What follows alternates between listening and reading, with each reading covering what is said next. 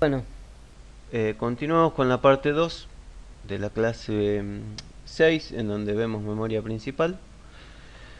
Vamos a ver la memoria principal. En este caso, lo que vamos a ver es RAM estática, que en sí no se utiliza para memoria principal, pero forma parte de los distintos tipos de la memoria RAM. Por eso tenemos que describirlo y estudiarlo acá. La RAM estática tiene la característica que los bits almacenados se almacenan mediante un circuito formado a base de transistores, ¿no? Cada grupo de transistores es una compuerta que representa una compuerta lógica, ¿no? En sí serían dos compuertas realimentadas. Es lo que nosotros vimos como flip-flop en la primera parte de la materia. Entonces, están hechas estas memorias RAM estáticas a base de flip-flop. La ventaja que tienen es que no tienen fuga de cargas, porque el valor no depende de la carga de un capacitor. No necesita refrescarse cuando está encendida, justamente por el mismo motivo, porque no guarda el dato en un capacitor. La construcción es más compleja, necesita más componentes, entonces eso hace que sea más difícil fabricarla y más costoso su armado y la cantidad de elementos hace que sea más costoso su valor. Entonces va a tener mayor tamaño también porque más componentes ocupan más espacio, entonces es más grande por bit, más cara, más costosa. No necesita circuitos de refrescos, eso es una ventaja. Va a ser mucho más rápida que la memoria RAM dinámica, porque acá el tiempo que se lleva a guardar o leer un dato no depende del tiempo de carga o descarga de un capacitor, sino que simplemente es un nivel de tensión que queda recirculando entre un arreglo de transistores o de compuertas. Se utiliza para fabricar la memoria caché, la famosa memoria caché que ya estuvimos tratando y discutiendo en la clase anterior. Se dice que es una memoria digital porque se maneja con niveles de tensión fijos. Hay dos niveles posibles, 0 o 3,3 volt, 0 o 1,2 volt, dependiendo del tipo de memoria que se utilice. Actualmente las memorias más nuevas tienden a bajar el nivel de tensión para bajar el consumo. Entonces, digamos que la tecnología apunta a circuitos y sistemas de menor consumo y de mayor velocidad de funcionamiento. Entonces, vamos a tener dos valores posibles: 0 volt para indicar un cero lógico y un nivel de tensión que puede ser 1,2 volt, 1,5 volt, dependiendo del tipo de memoria, que va a representar el 1 lógico. Bueno, y dijimos que está fabricada a base de flip-flop. Acá tenemos el esquema circuital de una memoria RAM estática. Esta sería una unidad de memoria. Fíjense que tiene 6 transistores. Cada grupo de 3 estaría conformando una compuerta lógica. Acá se puede observar también que tenemos la línea de bit, que sería la línea de datos. Esta línea permite leer el valor del bit que tiene almacenado esta unidad de memoria. El valor de ese bit está recirculando continuamente entre estas dos compuertas que están realimentadas. Si es un 0 va a ser 0 volt, si es 1,2 va a ser 1,2 volt. Si es un 1 lógico que se representa con una tensión de 1,2 volt, va a ser 1,2 volt la tensión que quede recirculando acá. Y esta es la línea de dirección. La línea de dirección, fíjense que permite controlar el acceso a la información, ¿no? O sea que controla este transistor que a su vez le permite o no acceder a la línea de bit a la unidad de memoria. O sea que mediante la línea de dirección se selecciona esta unidad de memoria y se puede leer o guardar, almacenar un dato dentro de esta unidad de memoria. Veamos un poco más de detalle. Esto lo voy a contar a manera informativa, la verdad que escapa a los alcances que tiene la materia, más que nada por el perfil de la carrera de informática. Así que es solo a manera informativa, como para que sepan cómo es que se configuran esos transistores para hacer la lectura o escritura de un dato, ¿no? Entonces la disposición de los transistores va a proveer estados lógicos estables, ¿no? Que esto es circuito realimentado, es lo que yo comenté. Si lo pensamos como dos compuertas realimentadas, la lógica sería que va a recircular ese nivel de tensión, se va a mantener realimentado entre la entrada y la salida de esas dos compuertas. La memoria entonces va a estar en un estado alto, o sea, un 1 lógico, cuando C1 esté en alto, C2 esté en bajo. Esto que estoy nombrando son los puntos dentro del circuito. T1 y T4 estén apagados. T1 y T4 estamos hablando de los transistores. T2 y T3 estén encendidos.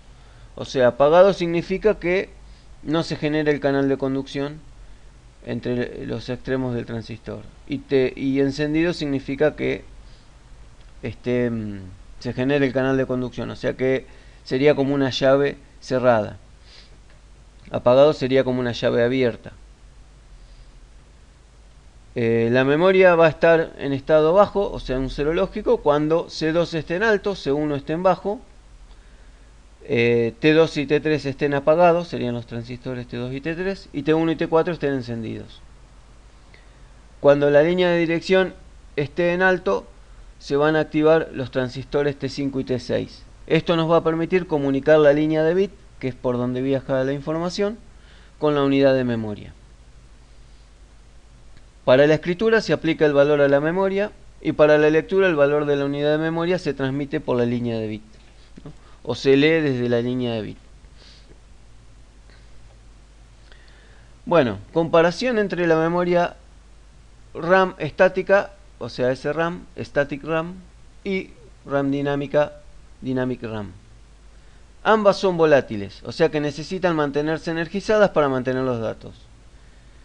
Las celdas dinámicas, o sea, las que están hechas a base de capacitor, de un capacitor, son más fáciles de construir porque son más pequeñas, tienen más densidad, son menos costosas y tienen necesidades de actualización, o sea, necesitan un circuito de refresco que actualice el valor del bit que se almacena en esa unidad de memoria.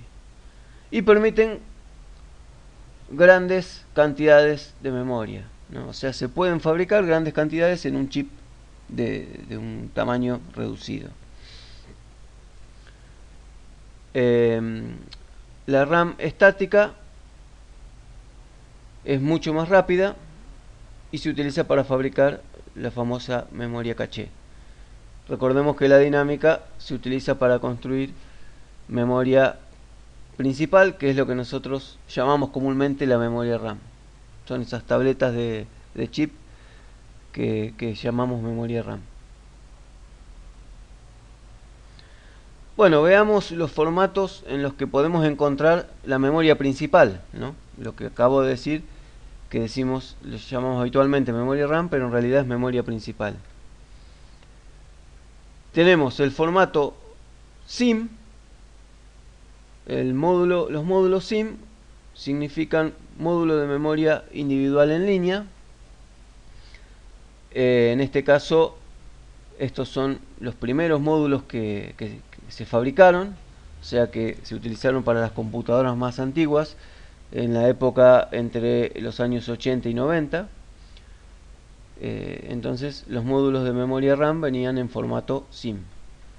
Ambas caras de la plaqueta tenían contactos y la comunicación se realizaba en un bus de 32 bits, o sea que se podían enviar datos, una palabra de datos de 32 bits de tamaño. Acá podemos ver cómo se veía este tipo de memoria. Fíjense que los chips son más robustos, se nota que son más antiguos. A medida que disminuye el tamaño, nos da una idea de un chip más moderno. Estos son los contactos, que eran los que se conectaban a la placa madre para enviar y recibir datos. Esta memoria ya está obsoleta, no se utiliza más, este formato SIM, ¿no? Luego apareció el formato DIM. El formato DIM significa módulo de memoria dual en línea, ¿no? La ventaja es que tenía contactos en ambas caras. Estos módulos también se utilizan para memoria RAM. Se fabricaron en formato DIM desde los años 90 hasta la actualidad. Como dijimos, los contactos tienen contactos diferentes en ambas caras de la plaqueta, esta plaqueta verde que se ve. Y la comunicación es de 64 bits con la memoria caché, o sea que se pueden transmitir palabras de 64 bits. Esa era una gran ventaja porque en el caso de este tipo de memorias, el tamaño de la palabra máximo podía ser de 32 bits, y acá a partir del formato DIM ya se puede trabajar con datos de 64 bits. Y acá podemos ver distintos formatos, porque vamos a ver después que hay distintos tipos de estos módulos DIM. O sea, a partir del año 90 empezaron a aparecer los distintos formatos. Este es el más antiguo, que es la memoria RAM, SDRAM, Static RAM, RAM dinámica sincrónica. Esta ya es DDR, SDRAM. Esta es DDR2, SDRAM. Esta es DDR3, SDRAM. Y esta es la DDR4, que es la que se está fabricando actualmente, SDRAM. Recordemos que SDRAM, lo vamos a ver más adelante, es RAM dinámica sincrónica. Fíjense que el formato de la conexión tiene una muesca diferente en cada tipo.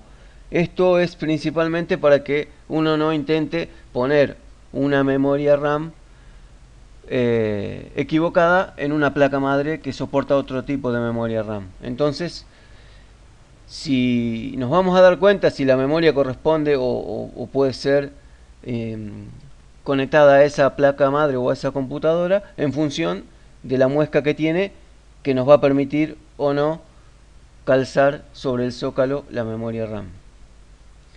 Y estas memorias en sí fueron evolucionando y tienen distintas características. Por eso es bueno que no tengan la misma muesca o la misma forma de conexión, porque trabajan a distintas tensiones, lo que significa que si yo intento conectar una memoria más moderna en un zócalo más antiguo, se va a estropear porque le voy a estar dando más tensión de la que soporta.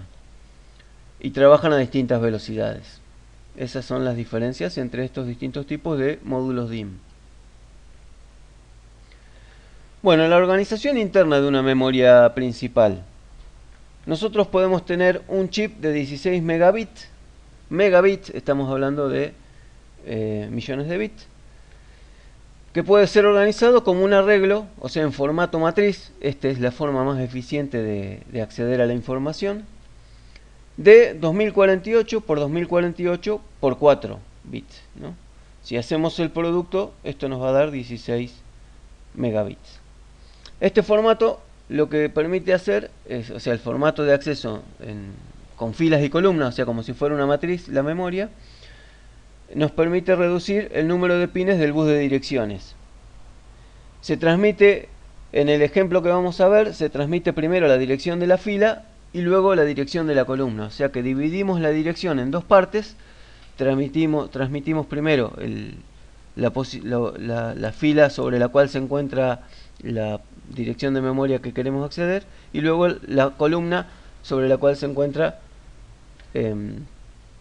la dirección de memoria que queremos acceder, ¿no?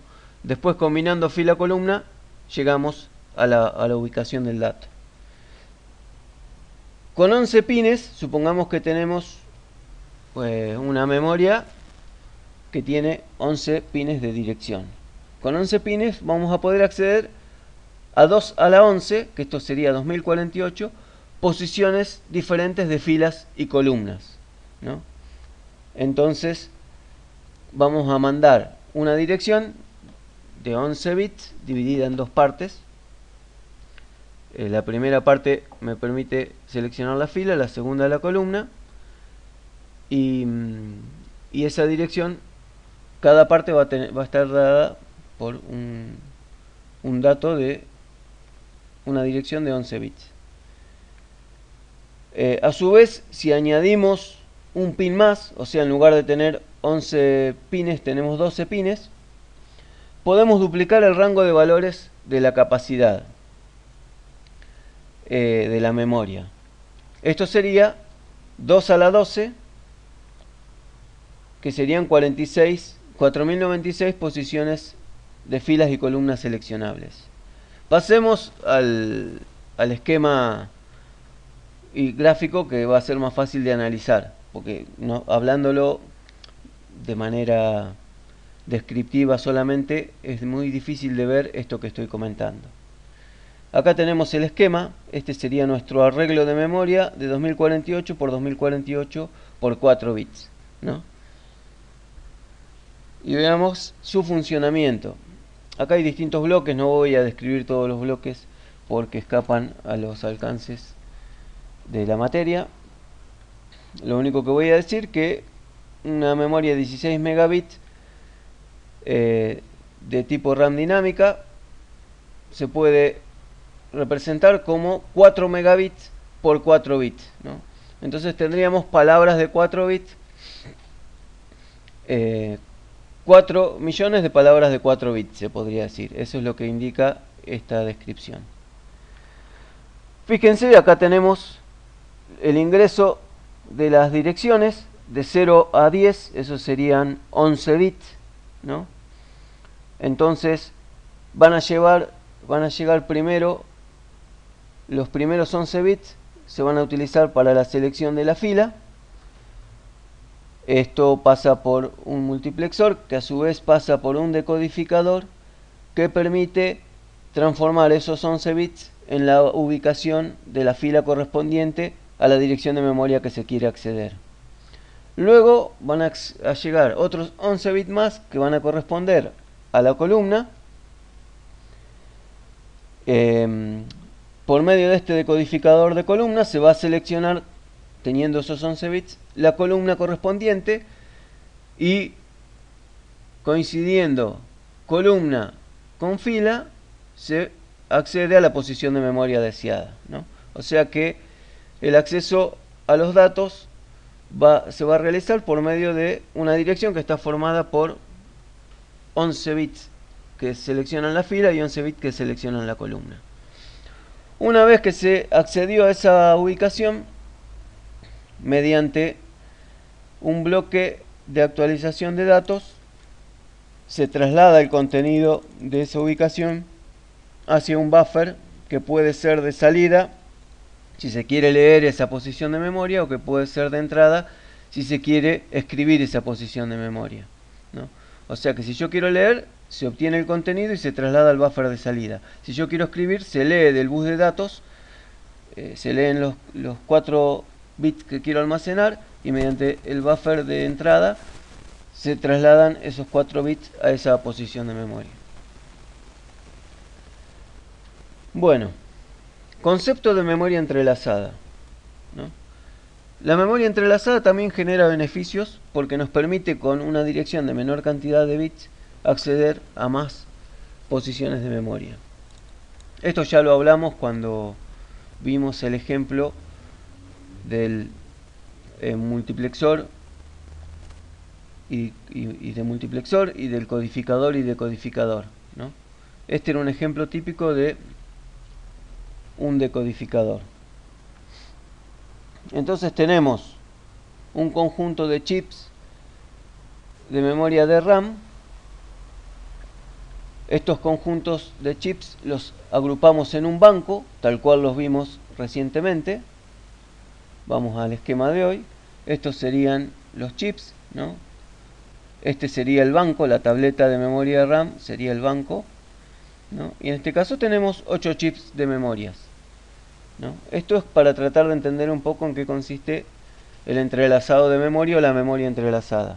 Entonces agrupamos en bancos de memoria.